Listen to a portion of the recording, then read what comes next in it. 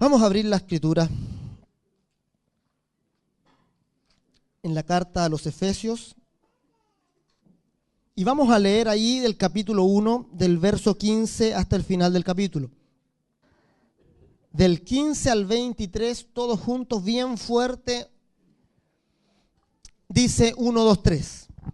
Por esta causa también yo, habiendo oído de vuestra fe en el Señor Jesús y de vuestro amor para con todos los santos, no ceso de dar gracias por vosotros, haciendo memoria de vosotros en mis oraciones, para que el Dios de nuestro Señor Jesucristo, el Padre de gloria, os dé espíritu de sabiduría y de revelación en el conocimiento de Él, alumbrando los ojos de vuestro entendimiento, para que sepáis cuál es la esperanza a que Él os ha llamado, y cuáles las riquezas de la gloria de su herencia en los santos, y cuál la supereminente grandeza de su poder para con nosotros los que creemos, según la operación del poder de su fuerza, la cual operó en Cristo, resucitándole de los muertos y sentándole a su diestra en los lugares celestiales, sobre todo principado y autoridad y poder y señorío, y sobre todo nombre que se nombra, no solo en este siglo, sino también en el venidero.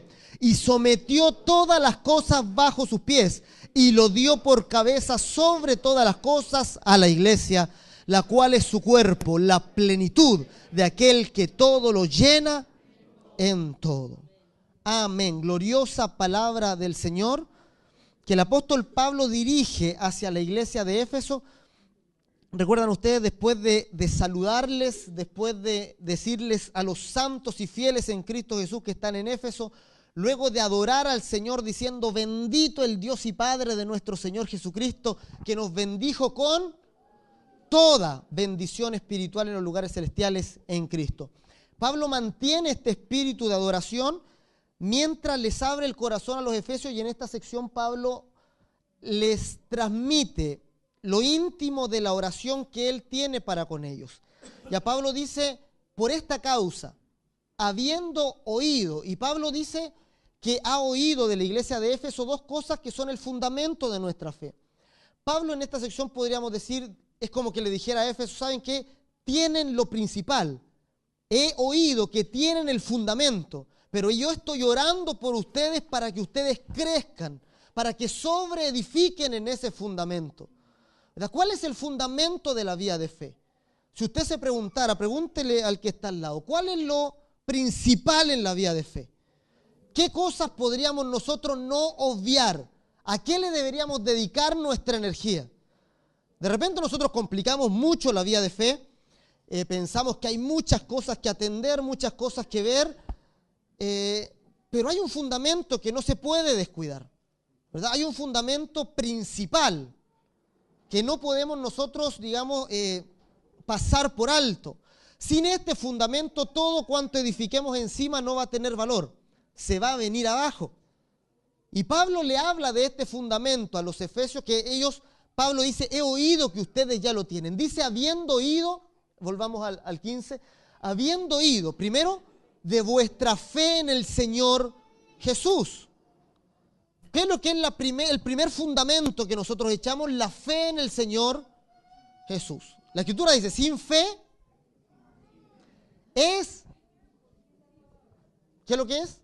Imposible agradar a Dios. Porque es necesario que el que se acerca a Dios crea que le hay y que es galardonador de los que le buscan, ¿verdad? Sería una locura venir al culto y no creer que Dios va a oír mi oración, no creer que hay alguien que está atendiendo a esto que estamos haciendo, ¿verdad? Porque si no, ¿qué sería? Venir a pasarse de frío nomás. Sería una locura, ¿verdad?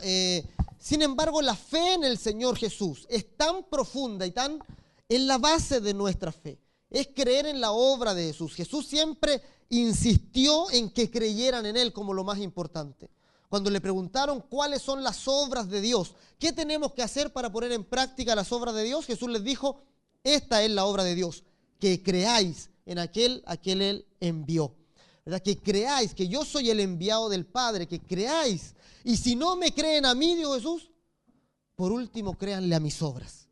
Por último, vean lo que ocurre, vean lo que está pasando y crean a las señales. Las señales son las que les dan la indicación de quién es el Mesías.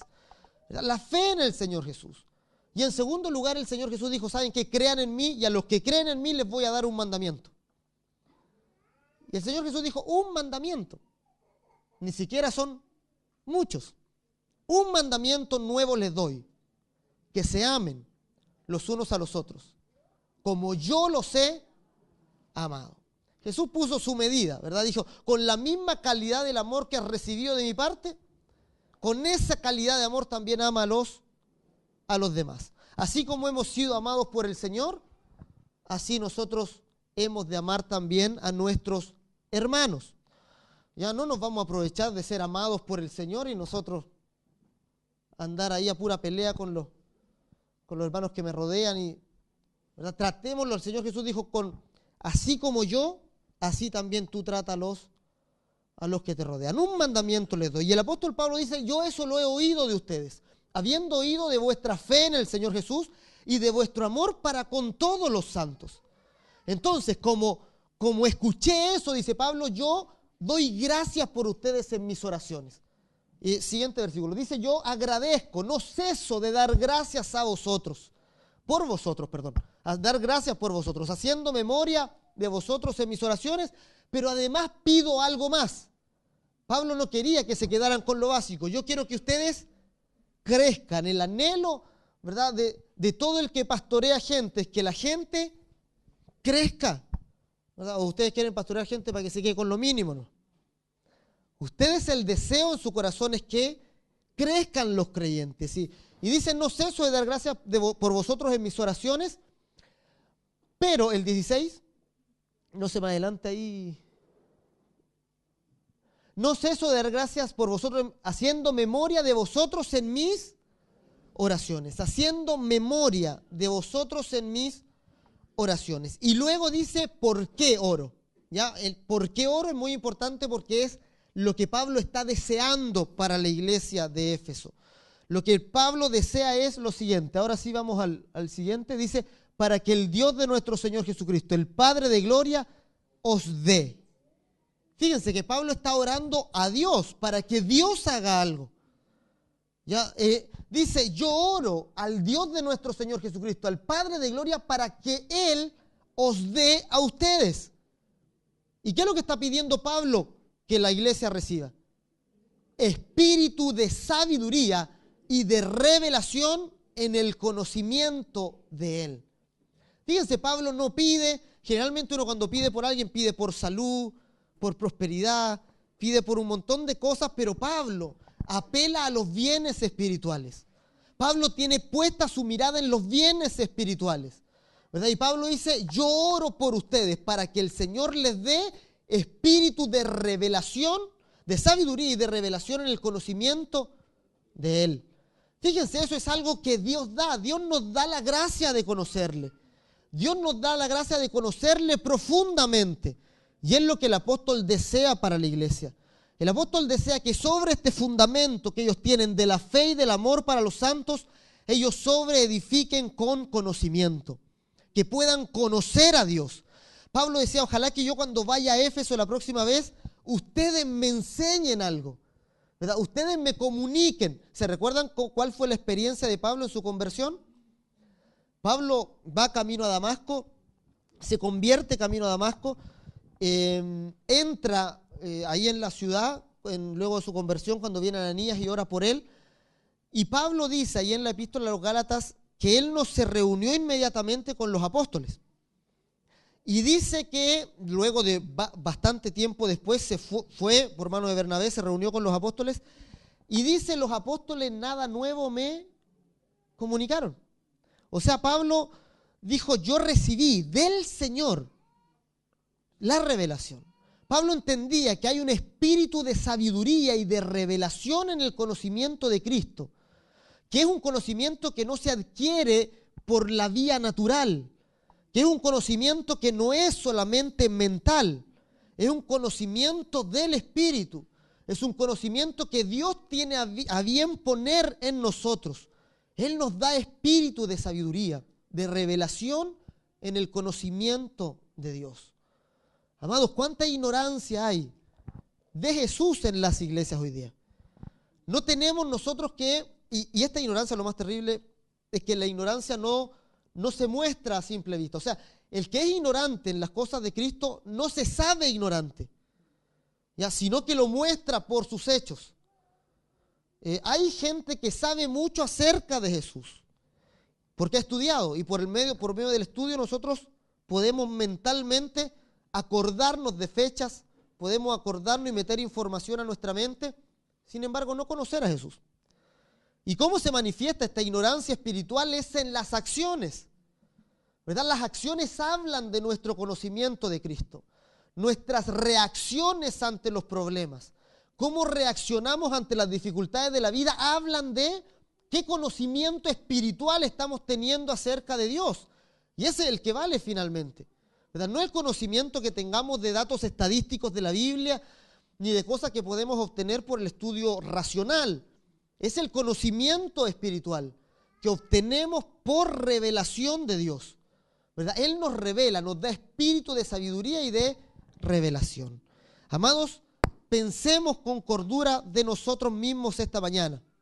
Ya tengamos una percepción correcta de cuál es nuestro conocimiento de Dios y de cuál es nuestra fe.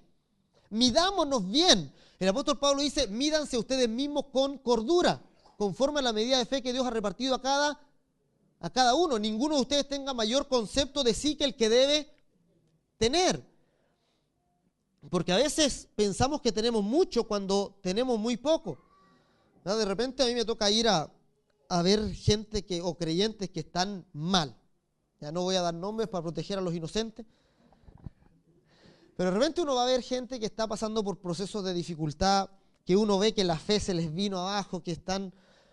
Entonces uno le quiere dar palabra de fe, los quiere alentar con la fe, y uno les habla acerca de la fe. Y la respuesta que uno obtiene es, pastor, si lo que más tengo es fe. Y cuando me dicen eso, yo ore por mí entonces, ministreme. Me falta. Y dicen, lo que yo más tengo es fe, pastor, pero estoy mal, estoy derrotado, anda todo, no. No entienden que la fe es algo práctico en el corazón. Ya la fe es algo que nos empodera, que nos levanta. La fe es sustancia, ¿verdad? Espiritual que anima nuestro espíritu, que fortalece nuestra relación con Dios. Es la fe, ¿verdad? Estamos mirando mal la fe. Estamos mirando mal la fe cuando decimos tener fe. Santiago yo creo que también pasaba por esto y por eso escribió lo que escribió. Y Santiago dijo, ya, ¿saben qué más? Si dices tener fe y esa fe no la puedes demostrar con algo visible, ¿dónde está tu fe? Y Santiago parece que estaba medio choreado cuando escribió. Y dijo, muéstrame tu fe sin obras. Y yo te voy a mostrar mi fe por mis obras. O sea, yo no voy a decir que tengo fe, ni me voy a jactar de mi fe. Mis obras van a hablar de mi fe, ¿verdad? El caminar de mi vida va a hablar de mi fe. Y ustedes están construyendo su vida a base de las decisiones que están tomando, de las reacciones que están teniendo. Eso está mostrando su fe. No necesitan decirle al mundo cuánta fe ustedes tienen. Necesitan mostrar esa fe diariamente, ¿verdad? Cuando van a trabajar, cuando están con sus compañeros de trabajo, cuando están involucrados en su día a día, demuestran su fe.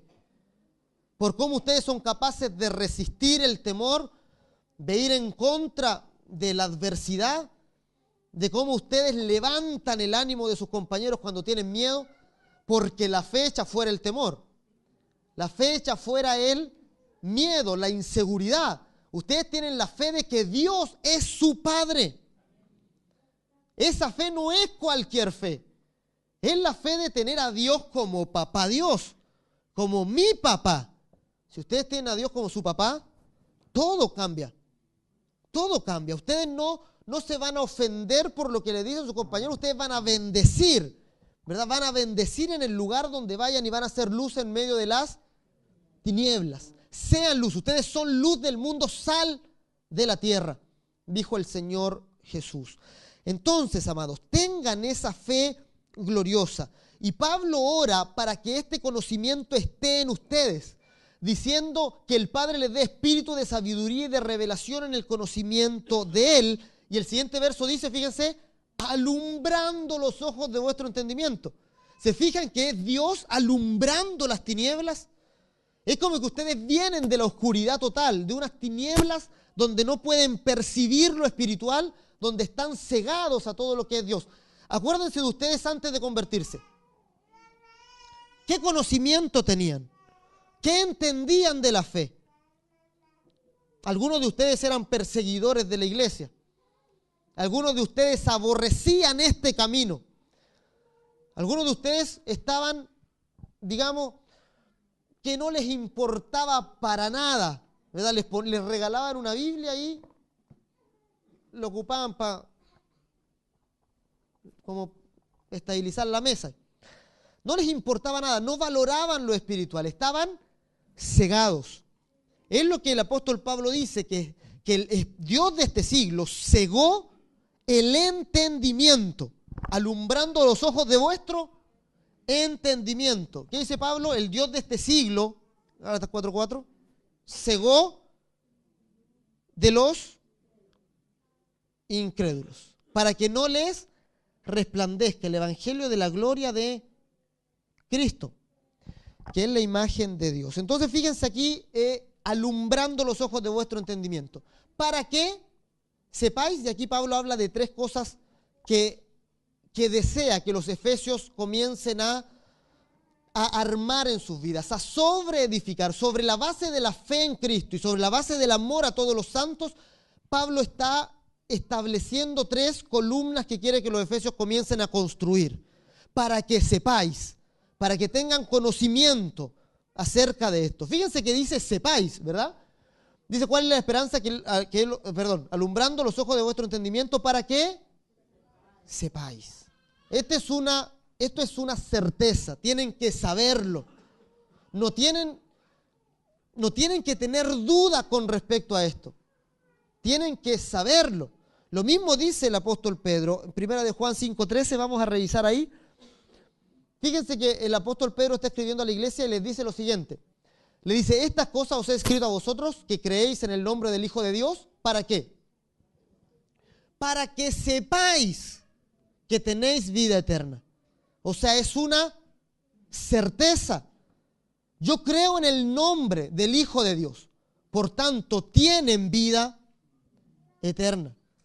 Sepan que tienen vida eterna. Para que sepáis que tenéis vida eterna. Y estas tres cosas que Pablo anuncia aquí inmediatamente después, dice, para que sepáis, en primer lugar Pablo dice, para que sepáis cuál es la esperanza a que Él os ha llamado. Diga conmigo, esperanza. Eso es lo primero que Pablo quiere sobreedificar en los efesios, que ustedes sepan la esperanza a que Él os ha llamado. ¿Saben ustedes que ustedes fueron llamados con esperanza? ¿Saben que fueron llamados a una esperanza, no es cierto? ¿O ustedes piensan que fueron llamados así nomás? Sin promesa. Dios les dijo, vengan, o Dios le dijo, o Jesús le dijo, sígueme. Ustedes siguieron a Jesús, pero no saben qué van a obtener. No, Él los llamó a una esperanza. Y lo que Jesús quiere es que ustedes sepan cuál es esta esperanza. Que no queden ignorantes con respecto a la esperanza a que Él los ha llamado. Que sepan que tienen galardón. Hebreo decía, es necesario que el que se acerca a Dios crea que le hay y que es galardonador de los que le buscan. ¿Por qué? Porque la mirada puesta en el galardón nos da firmeza en el presente. Ya cuando nosotros olvidamos la esperanza a la que hemos sido llamados, nuestra fe se debilita terriblemente. Perdemos la mirada del galardón. Nos olvidamos de cuál es nuestro destino. Si fíjense que hablando del Señor Jesús, la Escritura nos dice que por el gozo puesto delante de Él, Cristo sufrió la cruz menospreciando el oprobio. O sea, por el gozo puesto delante de Él, Jesús estaba visualizando lo que venía. ¿Cómo parte la oración ahí en Juan 17 el Señor? Padre, ahora glorifícame con la gloria que tenía contigo antes de que el mundo fuese. Glorifícame. Jesús sabía la gloria que venía tras su muerte, la gloria que venía tras esa pasión que él iba a sufrir ahí en la cruz. Él sabía lo que venía y por eso tuvo la valentía de hacerlo. Ustedes deben saber cuál es su destino. Deben conocer esa esperanza a la que ustedes fueron llamados. ¿Se han imaginado ustedes en el cielo alguna vez? ¿Han usado su imaginación para eso o han usado su imaginación para pura tontera? No. Dios nos dio imaginación. Ustedes saben que Dios nos dio imaginación. Y ustedes, no sé si han descubierto la potencia de la imaginación. Se pasan películas ustedes de repente, ¿no? Cuando uno dice, oh, se pasa película. Porque usa la imaginación, es capaz de ponerse en otro escenario, de viajar, de ponerse en otras circunstancias, ¿verdad? Dios nos dio esa cualidad, ¿verdad? Y es una cualidad humana, no es cualidad de ningún otro animal. ¿Ya? Ustedes no van a ver un perrito imaginándose, ¿verdad? Un perro callejero, si yo tuviera amo, ¿cómo sería mi vida? ¿No? Ellos no se imaginan ese tipo de cosas, ¿ya? Pero ustedes tienen imaginación y ustedes ocupen su imaginación para lo bueno. ¿Ya? No ocupen su imaginación para tonteras. ¿Ya? En un sentido, nuestra imaginación va guiando nuestros pasos. Lo que ustedes imaginan, si lo imaginan mucho, van rumbo para allá. Así que tenga cuidado con lo que imagina. ¿Ya? Agarre su imaginación y úsenlo para cosas buenas. Y fíjense que el libro de Apocalipsis está escrito con un montón de incluso detalles de nuestra morada eterna. ¿Se han imaginado ustedes con eso? ¿Han soñado con eso alguna vez? Sepan la esperanza, tengan certeza de esa esperanza. Nos da detalles. ¿Cómo es el cielo? Si alguien les pregunta a un niñito, papi, ¿cómo es el cielo? Ay, ahí vamos a ver cuando lleguemos allá. Nadie sabe. No, si ustedes saben, Dios les dio adelantos de cómo va a ser el cielo. ¿Ustedes sabían que había un trono en el cielo? Que es el centro de todo lo que hay ahí, es un trono. ¿Y qué hay alrededor del trono? 4 seres vivientes. Y son medio raros estos seres vivientes. Uno tiene cara de león. Otro tiene cara de becerro, otro tiene cara de hombre y otro tiene cara de águila en pleno vuelo. Y dice que estos 4 seres vivientes tienen ojos por delante y por detrás. Y que no cesan de decir día y noche, santo, santo, santo. Es el Dios Todopoderoso. Y dice que cada vez que los cuatro seres vivientes dan gloria y honra al que está sentado en el trono, los 24 ancianos que están alrededor se postran y arrojan sus coronas al que está sentado en el trono. Es una escena gloriosa, una escena pero para imaginársela, ¿verdad? Para estar, ustedes tienen que tener el detalle cuadro a cuadro de eso. Y el apóstol Juan dice, y vi la ciudad santa. ¿Y la vio para qué? Para que la escribiera y nosotros la veamos también. Vi la ciudad santa. Y dice, y vi delante del trono como un gran mar de vidrio transparente semejante al cristal.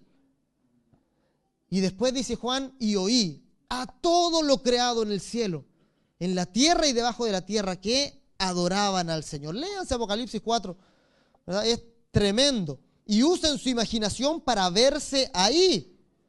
Ahora, ustedes si quieren se pueden ver ustedes mismos ahí. Ustedes saben que ustedes se pueden ver a sí mismos en la Biblia, ¿no? Esto es tremendo, sí. O sea, ustedes pueden ir a la Biblia y decir, ahí estoy yo.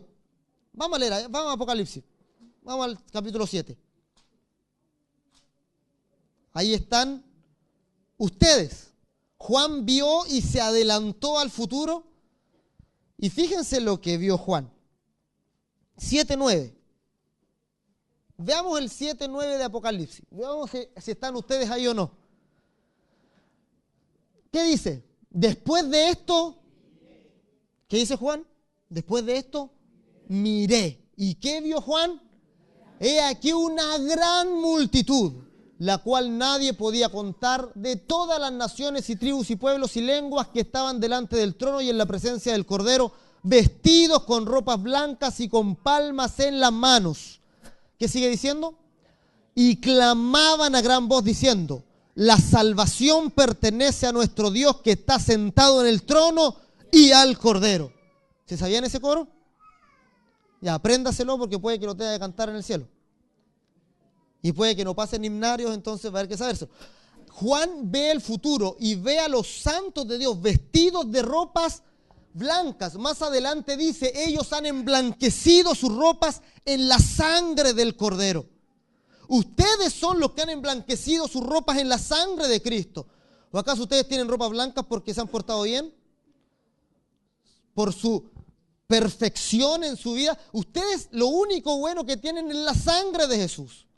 Lo único que Dios ve en ustedes es la sangre de su Hijo. Y por eso Él les ama, les va a rescatar y les ayuda y responde a sus oraciones. Porque están bañados, lavados con la sangre de Cristo. Y dice que adoraban a Dios con palmas en las manos y vestidos de ropaje blanco delante del trono. ¿Saben que van a estar ustedes así alguna vez? Y no en mucho tiempo más. Esto es en poco tiempo más. Ya no es una cosa tan extensa. Pero muchos de los creyentes solo ven su vida muy limitada a este mundo. Ven solo este mundo como su mundo. Piensan que la vida es la vida del cuerpo. Y por lo tanto todas sus proyecciones la tienen acá. Y cuando Jesús dice: ¿saben qué? Mejor no se hagan tesoros en la tierra, háganse tesoros en los cielos. Y eso les parece una gran locura. Al joven rico le dijo: ¿sabes qué? Anda, vende todo lo que tienes y dalo a los pobres y tendrás tesoro en el cielo. Lo que Jesús le estaba ofreciendo al joven rico no era que perdiera todo lo que tenía. Era que intercambiara lo mucho que tenía en este mundo por mucho en otro lugar. Podríamos ver la cara del joven rico llegando al cielo. Porque podría haber tenido mucho. Jesús le dijo: anda, vende todo lo que tienes, dale a los pobres y tendrás tesoro en el cielo. Si no era una cosa de que solamente perdiera aquí, le estaba haciendo el intercambio. Entrega aquí y vas a obtener allá. Pero ¿cuántos de los creyentes están invirtiendo ahora en el reino del cielo? Dicen: no, muy largo el plazo. No, y tampoco no es como muy seguro, porque si no es verdad lo que dijo el pastor. Y voy a perder todo. Eso es una fe que está en proceso todavía. Está ahí como entre la incertidumbre y la certeza. No sabe si entregarse o no. No sabe si decidir o no. Es una fe que tambalea, una fe que no toma nunca una decisión por Cristo. Porque si no es verdad, ¿qué pasa si no es verdad? ¿Qué pasa si entrego todo en esta vida y después no obtengo nada? Eso es lo que está ahí entre medio de una fe. Podríamos decir, una fe que logre algo. Amados, ustedes aférrense a la fe. Tengan la fe. Esa fe que no duda de las palabras de Jesús. Que si Jesús dice: tengan tesoro en el cielo, es porque de verdad es así. Y porque vale la pena entregar en este mundo para obtener en la eternidad. Y porque es un buen negocio hacerlo. Por lo tanto, ustedes hagan tesoros en el cielo. Aumenten su cuenta en el cielo. Ya, dediquen su vida a hacer más gloriosa su vida en la eternidad. Ya, es de sabios hacer eso. La fe pierde vigor cuando descuidamos la esperanza bendita y sabemos que Dios nos reveló el estado final en el que nos encontraremos. Es glorioso lo que viene para adelante. Tengan esta esperanza. Tengan la esperanza a que Él os ha llamado. ¿Qué otra cosa dice ahí? Efesios capítulo 1, volvamos a donde estábamos. Dice: para que sepáis cuál es la esperanza a que Él os ha llamado. ¿Qué dice en segundo lugar?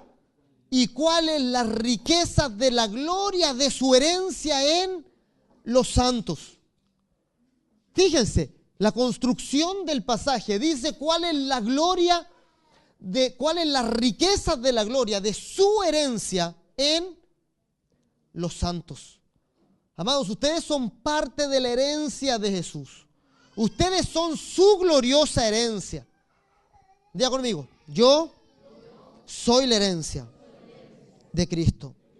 Ahora diga, yo soy coheredero juntamente con Cristo. No hay otro lugar más alto que ese. No hay una posición más alta que esa. Pablo dice, ustedes son colaboradores de Dios. Pero no solo son colaboradores, también son coherederos juntamente con Cristo. O sea que todo lo que Dios ha dado a Cristo, también les ha dado a ustedes porque están en Él. Ustedes se pueden identificar con Jesús profundamente, porque la Biblia dice que ustedes están en Él. Ustedes están en Cristo y en Cristo reciben de parte de Dios todo lo que el Hijo de Dios ha recibido. Ustedes son herederos. Dice la Escritura, ustedes son hijos y si hijos, también herederos.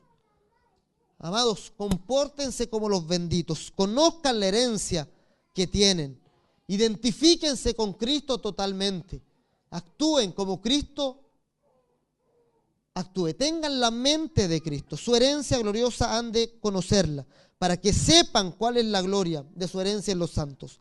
Y para que sepan, dice también, en tercer lugar, para que sepan cuál, todos juntos, y cuál la supereminente grandeza de su poder para con nosotros los que creemos. O sea, Pablo quiere que se den cuenta, dense cuenta, amados, la supereminente grandeza. ¿Qué es eso? Fíjense, supereminente grandeza de su poder. No se queda corto en superlativos Pablo para expresar que este es un poder que sale de nuestra imaginación. Es un poder que sobrepasa todo cuanto podamos imaginar. Ya, es un poder bendito y todo el poder de Dios ha actuado a nuestro favor. ¿Cuál la supereminente grandeza de su poder para con nosotros los que creemos? Ustedes, los que creen en Jesús, han recibido todo el beneficio del poder de Dios. Todo ese beneficio. ¿Dónde pueden ver ustedes el poder de Dios? Si se quieren asombrar del poder de Dios, ¿a dónde miran? ¿Se han asombrado viendo la creación ustedes acerca del poder de Dios? Porque dice Romanos 1, ¿verdad? Dice que las cosas invisibles de Dios, su eterno poder y deidad, se hacen claramente visibles, ¿verdad? En la creación, dice, siendo entendido por medio de las cosas hechas. O sea, cuando ustedes ven las galaxias, ven el vasto universo, ven que alguien hizo todo eso. Ya cuando los científicos han visto la complejidad de la célula, cuando se han asombrado por cómo el cuerpo humano crece, ellos dicen hay un gran poder detrás de esto. Hay un gran conocimiento detrás de todo lo que ocurre. Incluso científicos que son ateos, que no creen en Dios, quedan sorprendidos diciendo aquí hay algo, no quieren decir diseño, pero como que se les sale porque parece que está todo diseñado. Ustedes tienen un código dentro de ustedes, ¿verdad? A algunos de ustedes les gustaría ser rubios de ojos azules, pero ese código se los impide. Y los que son chiquititos dicen, a mí me gustaría ser más alto. No puede, tiene un código interno, ¿verdad? Dicen, ¿por qué nací con este ADN? ¿Ya? Ese código a ustedes los hace únicos. ¿Ustedes sabían que eran únicos e irrepetibles? No hay otro como ustedes en la historia de la humanidad, ni tampoco lo habrá. Hay un solo tú, uno y ninguno más. No hay ninguna copia, ¿verdad? El más parecido a ti es muy distinto. Así que, amados, ustedes son únicos en toda la creación. ¿Quién es capaz de hacer eso? Uno se asombra con el poder de Dios que creó todas las cosas. Sin embargo, el poder de Dios se manifestó de manera más gloriosa en una acción, que es en la resurrección de Jesús. Cristo viene, es el Dios hecho carne. Él muere, va a la tumba Y la Escritura dice, y Dios manifiesta todo el poder con que creó el universo, ahora como que pone la guinda en la torta, ¿verdad? El poder más glorioso, el poder más bendito es que Dios tomó el cuerpo muerto de Jesús y le dio vida. Que tomó el cuerpo de Jesús, que estaba inerte, y puso vida en él, y no solo le dio vida, sino que lo levantó y lo sentó a su diestra en lugares celestiales. Fíjense, dice la cual. ¿Por qué dice la cual? ¿De qué se está hablando? De la supereminente grandeza de su poder.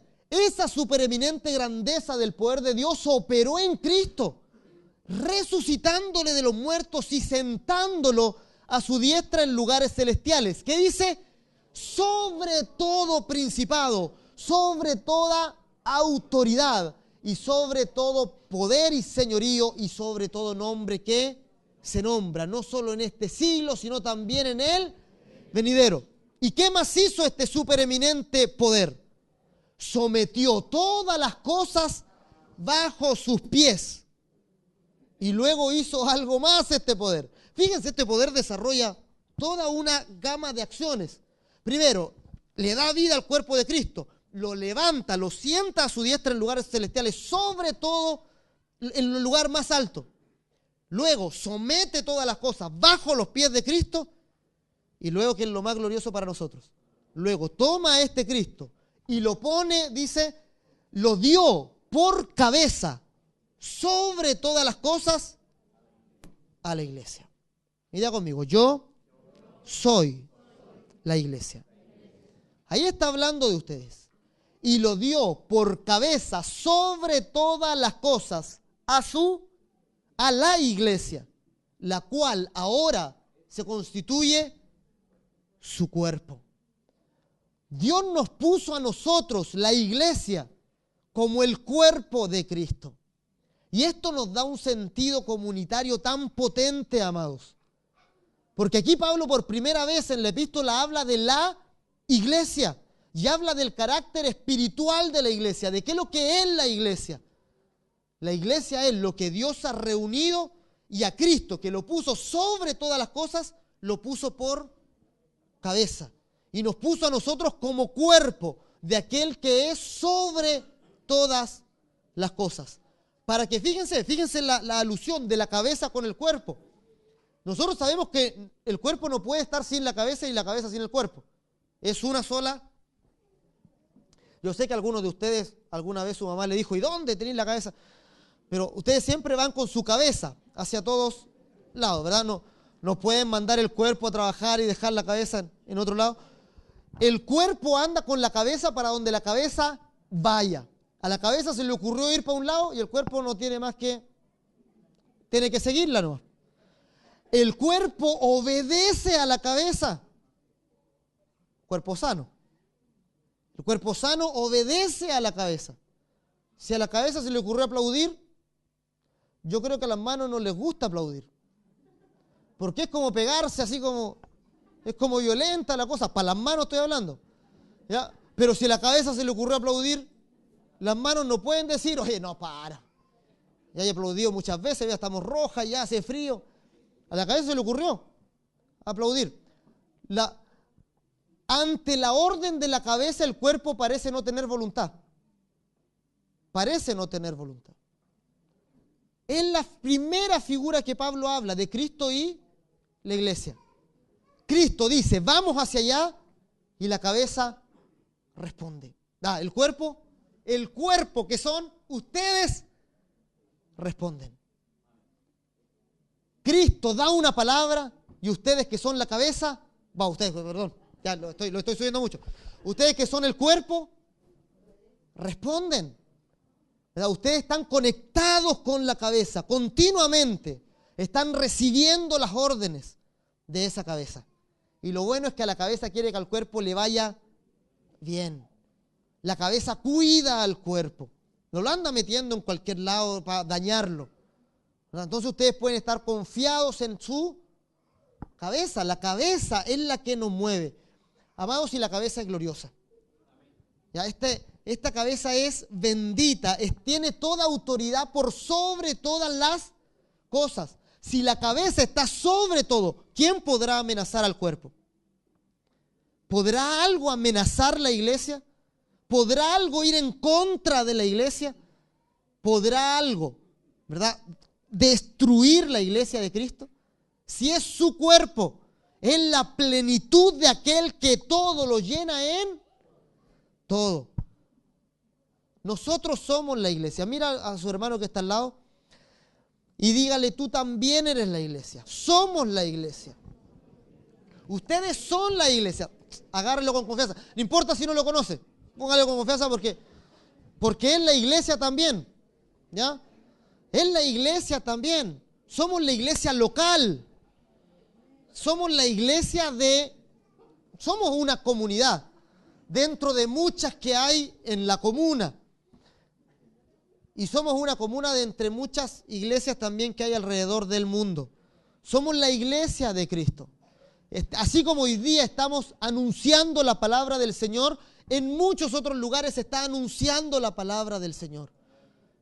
¿Y qué es lo que quiere Pablo? Que ustedes sepan esto, que tengan la identidad de iglesia. ¿Ya? Ustedes son la iglesia de Cristo, ustedes actúan por la iglesia de Cristo. Por eso a ustedes no se les ocurre alguna vez pelar la iglesia. Y decir, oh, la iglesia tan... No sé, pónganle ustedes. Seguramente he escuchado alguna vez a alguien pelando la iglesia. Ustedes son la iglesia, hablen mal. ¿Cómo van a hablar mal de ustedes mismos? Ustedes mismos están siendo parte de esto. Y hablando mal, ustedes maldiciendo su propio lugar. Maldecir es decir mal. ¿Ya? Bendigamos la iglesia, amemos la iglesia, amemos el cuerpo de creyentes. Cuando usted ore por la iglesia. Dígale, Señor, bendiga la iglesia. Dale ese espíritu de sabiduría y revelación en el conocimiento tuyo. Oremos por nuestro espíritu para que despierte, sean alumbrados los ojos de nuestro entendimiento. Yo quiero que ustedes se vayan con ese deseo, con esa pasión en el corazón de saber que esto es glorioso. Sé que lo poco que hemos visto, Pablo está diciendo, esto es más glorioso de lo que ustedes se imaginan. Esta esperanza que ustedes fueron llamados los sobrepasa a ustedes. Por tanto, conózcanlo. Pidan al Señor espíritu de sabiduría, de revelación, para que lo puedan entender. Porque aún no lo han entendido como deberían estarlo entendiendo. Aún se están perdiendo de mucho al mantener ignorancia en el espíritu, al actuar como ignorantes, como si estuvieran en tinieblas, cuando ahora están en la luz. Así que, amados, tengan esto en su corazón y teniendo esto, ustedes pidan al Señor.